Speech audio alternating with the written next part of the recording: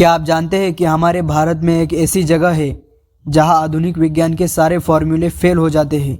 एक ऐसी रसोई जहां हजारों सालों से एक ऐसी तकनीक का पालन हो रहा है जिसे आज का थर्मोडायनेमिक्स भी नहीं समझा सका।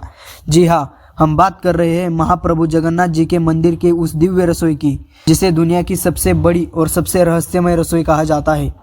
आज के इस वीडियो में हम पर्दा उठाएंगे उन चमत्कारों से जिन्हें देखकर नास्तिक भी आस्तिक बन जाते हैं और वैज्ञानिकों के माथे पर पसीना आ जाता है। चलिए चलते हैं उस रसोई के अंदर जहां भगवान का महाप्रसाद तैयार होता है। यह खाना पकाने का तरीका दुनिया में सबसे अनोखा है। यहाँ एक के ऊपर एक 7 मिट्टी के बर्तन रखे जाते हैं। विज्ञान कहता है कि अग्नि के सबसे पास जो बर्तन होगा वो सबसे पहले गर्म होगा और उसका खाना सबसे पहले पकेगा। लेकिन रुकिए, जगन्नाथ जी की इस रसोई में नियम उल्टा है। यहाँ सबसे ऊपर रखे 7वें नंबर का बर्तन सबसे पहले पकता है और सबसे नीचे वाले का आखिरी में। दुनिया भर के वैज्ञानिक यहाँ आए, रिसर्च की, लेकिन कोई नहीं बता सका कि हीट यानी ऊष्मा का यह प्रवाह नीचे से ऊपर जाने के बजाय ऊपर से बर्तन को कैसे पका देता है।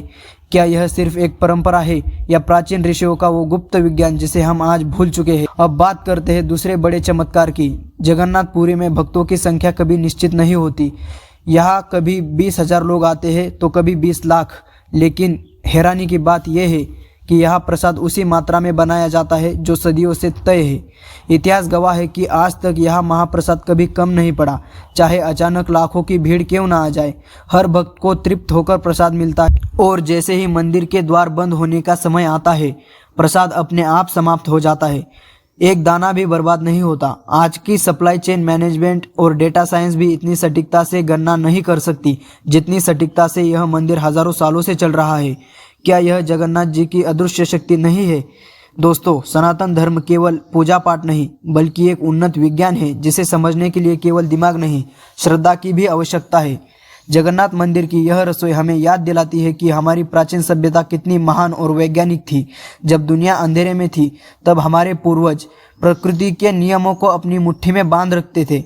अगर आपको अपनी इस महान विरासत पर गर्व है तो कमेंट में जय सनातन। अगर आप चाहते हैं कि हम ऐसे ही प्राचीन रहस्यों पर से पर्दा उठाते रहे तो हमारे चैनल को अभी सब्सक्राइब करें।